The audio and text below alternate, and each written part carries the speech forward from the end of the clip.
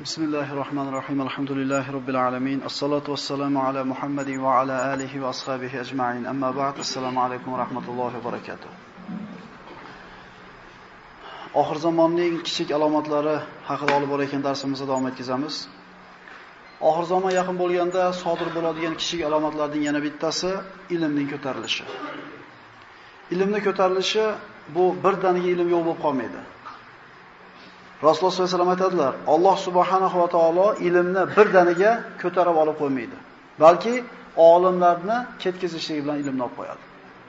Ilm birdaniga yo'q bo'lib qolmaydi. Kitoblar turadi, kitoblar tashlandi, terilib turadi, ma'lumot nihoyatda ko'p bo'ladi, lekin xalq mana shu ilmni o'rganishlikka iqbol qilmay qo'yadi. O'rganishlikka harakat qilmay qo'yadi. Hozirgi kunda insof qilib aytadigan bo'lsak, mana shu o'tirgan yoshlarning necha foizi o'tgan oyda nechta kitobni tugatdi? O'tgan oyda demaylik, o'tgan yilda aytaylik. Shu savolni beraylik o'zimizga. Biz televizorda ko'rib, radioda eshitib turib, ba'zi bir ilmiy ko'rsatuvlarda ko'rib bir ma'lumotimiz oshirayotgan bo'lyapmiz, lekin hech qachon kitob o'qigan bilan barobar bo'lmaydi bu narsa. Alloh rahmat qilgan kishilargina kitob o'qiydi. Mana shu siz bilan biz oramizdan ilm ko'tarilib ketayotganligini belgisi. Kitob o'qib, bir narsani o'rganishida o'rniga bitta telefon qilib palonchi qorakadan so'rab olamiz, bitta xat yozibdi domladan eshitib olamiz, bo'ldi. Shu bilan haligi ilmga ega bo'lgan bo'ldi. Hech kim qiziqib o'zi kitob olib o'qimaydi. Mana shu qiyomatda oxir zamonning mayda alomatlaridan deyiladi. Ya'ni ilm birdaniga kitoblarda yo'q bo'lib ketishligi bilan yo'q bo'lib olinib ketmaydi, balki kishilarni ilmga iqbol qilmay qo'yganligi tufayli tortilib ketadi. Oxir zamonda sodir bo'ladigan alomatlardan zilzilalar ko'payadi. Oxir zamonda alomatlarni Rasululloh sollallohu alayhi vasallam yataqorabuz zaman deganlar. Zamonlar qisqaradi yoki zamonlar yaqinlashadi deydi. Ba'zi ulamolar mana shu sharhiga berganda xulosa oladigan bo'lsak, sharhida shunday aytadiki, vaqtning barakasi ketadi deyshadi. Xususan ko'rib turibmiz, Ramazonda 2-10 kunligi boshlandi birodarlar. Kecha Ramazon keldi deyatuvdik.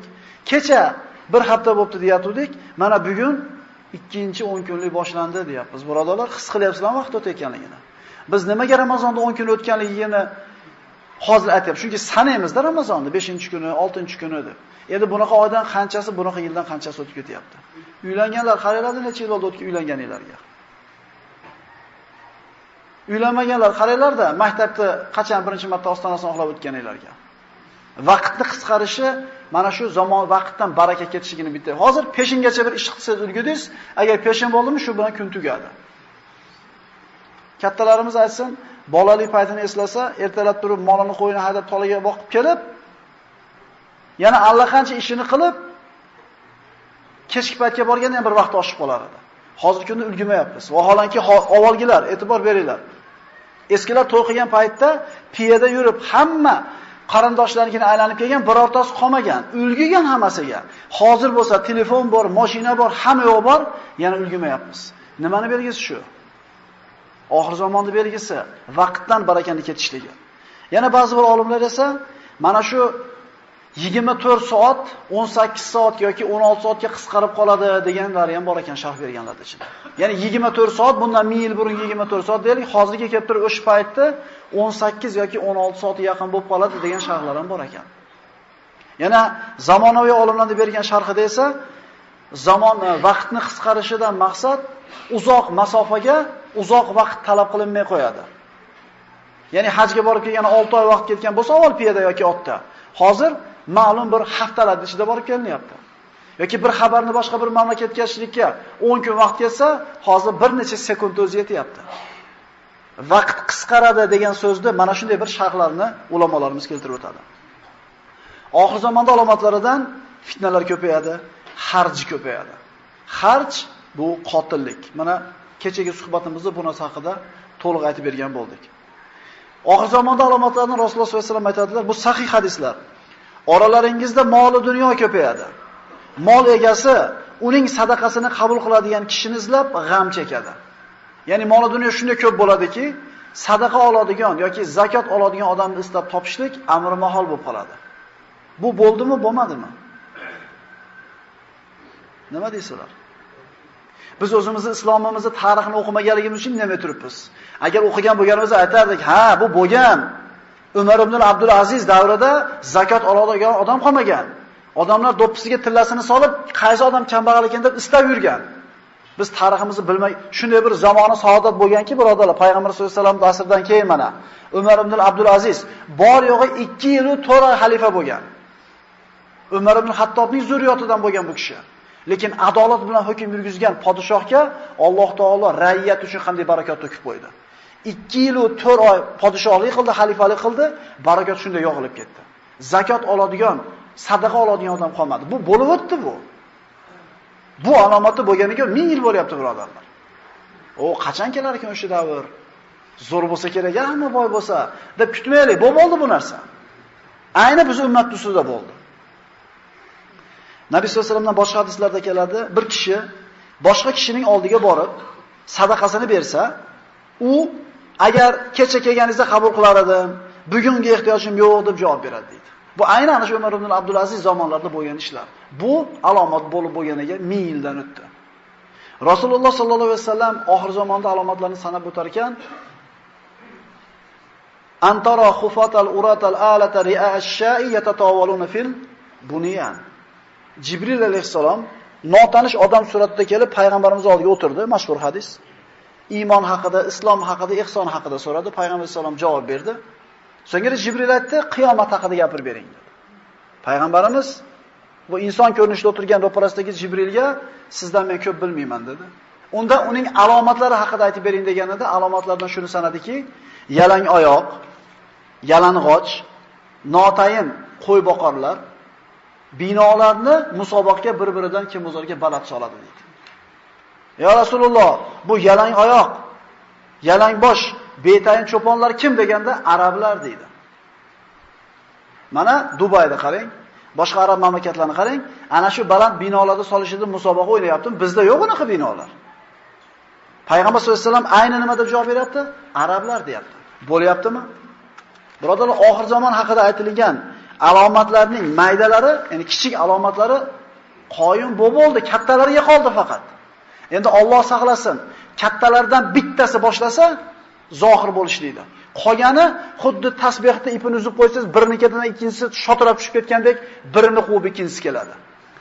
Oxir zamonda alomatlaridan Rasululloh sollallohu alayhi vasallam aytadilar, shunday fitnalar ko'paydiki, bir kishi boshqa bir kishining qabri oldidan o'tib, qaniydi shu mayitning o'rnida men bo'lsam deb qoladi. Vaholanki buni dardi ham bo'lmaydi, birovlardan qarzi ham bo'lmaydi. Fitnaning ko'pligidan hayotdan ko'ra o'lim uchun afzal bo'lib qoladi. Oxir zamonning sanalgan alomatlaridan kun o'zining botishidan chiqadi. Bu oxirgi vaqtda bo'ladigan eng katta alomatlardan. Imom Buxoriy va Muslim rivoyat qilgan quyidagi hadisda Rasululloh sollallohu alayhi vasallam oxir zamonda sodir bo'ladigan 6 ta alomatni xos aytib o'tdilar. Avf ibn Malik roziyallohu anhudan.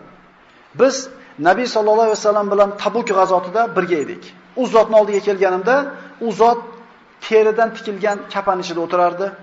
Menga qarab turib, "Ey Avf, qiyomatga yaqin sodir bo'ladigan 6 ta narsani sanagin" dedi. Ya'ni hozir payg'ambarimiz sollallohu alayhi vasallam qiyomat soati yaqin bo'lguncha sodir bo'ladigan 6 ta ishni aytib o'tadilar. Mening vafotim dedi. Bu istu ana vasahatayn degan Rasululloh. Men va qiyomatni mana shunday yuborilganmiz dedi. Ya'ni men kelishligim oxir zamonning belgisi.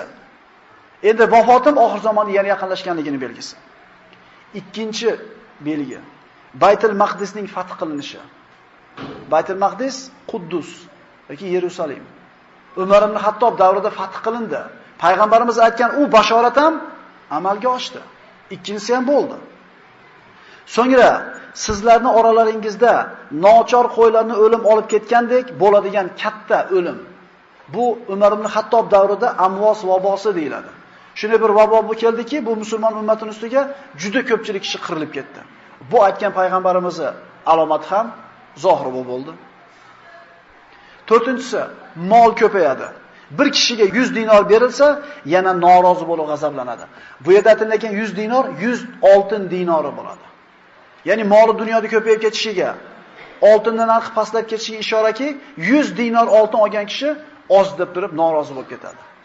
5-alomati, arablarning uylariga birortasini adashtirmasdan, birortasini qoldirmasdan kiradigan fitna sodir bo'ladi.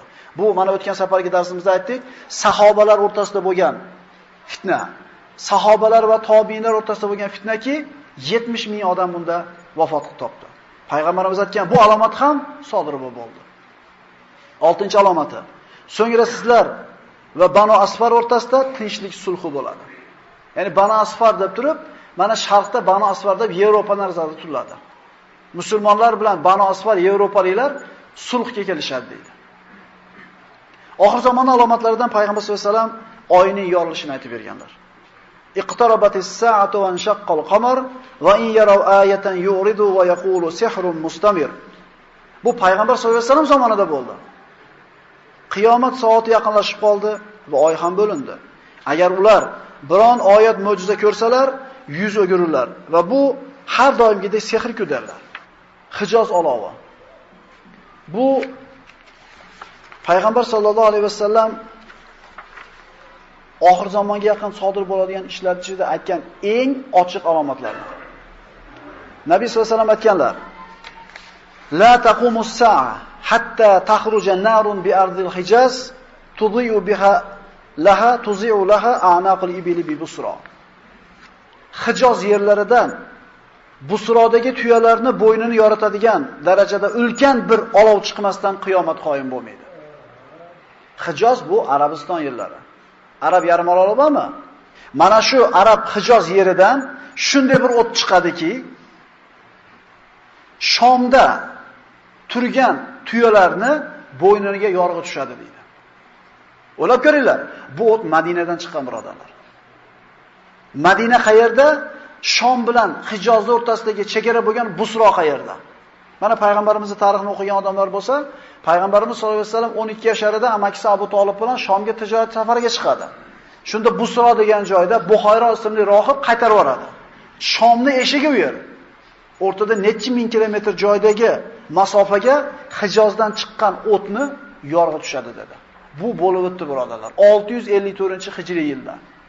Qaranglar, bu ishlar qachonlar bo'ldi? Bu haqida Ibn Kasir hijriy tarixning 654-hijriy yil tarixida aytib o'tadi. Xususan ular qatorida Imom Alloma Hofiz Shahabuddin Abu Shahab al-Maqdisi ham yozib o'tadi. Kelinglar mana Hofiz Shahabuddinni ana shu o't haqida yozgan narsasini o'qib beraman sizlarga. 654-yilning Jumadul Oxira oyining 3-kuni, chorshanba kechasida Madina-i Munawvarada baland ovoz paydo bo'ldi. So'ngra qattiq zilzila sodir bo'ldi. Yer, devorlar, shiftlar, ustunlar, eshiklar titradi. Bu zilzila soati bilan davom etib turdi. Bu zilzila chorshanba boshlangan bo'lsa, juma kunigacha davom etdi. So'ngra Harroda ulkan bir o't paydo bo'ldi. Harro bu Banu Qurayza yashagan tomondagi joy, Madinaga yaqin bo'lgan joy. U o'tning kattaligidan go'yo bizning oldimizda turganda ko'rinib turar edi. O'tning balandligi 3 minorachalik balandlikda edi. Sel oqib keladigan yo'llarni to'sib qo'ydi. O't oqib kelishni boshladi. Vulqon bo'ldi bu yerda. Madinaga yaqin bo'lgan joyda, janubiy sharqida mana shu vulqon paydo bo'ldi. Oqib kelishidan to'xtamadi. Bir jamoa kishilar uni oldiga yaqinlashib, uni ko'rishlik maqsadida tog'dan o't otilib chiqaradi. Iroq tomonidan keladigan hojilarning yo'lini to'sib qo'ydi. Tunda Madinadan xuddi hojilarning gulxanlari ko'ringandek uzoqdan ana shu olov ko'rinadigan bo'ldi. O't Madinaga qarab oqib kela boshladi. Bizni ustimizga yaqin kelib to'xtadi. Olov to'xtadida sharq tomonga qarab yurdi. Bu o't orasida tog'larda qoldiqlari, toshlar, shunga o'xshagan narsalar oqib kelayotganda shu toshlar ko'rinardi, kuygan toshlar. Vulqonga o'xshab toshlarni yeradi. Bu holda Alloh taolo Qur'onda aytgan ayni holat bo'lar edi. Innaha tarmi bi shararin kal qasr ka'annahu jimalatun sufr.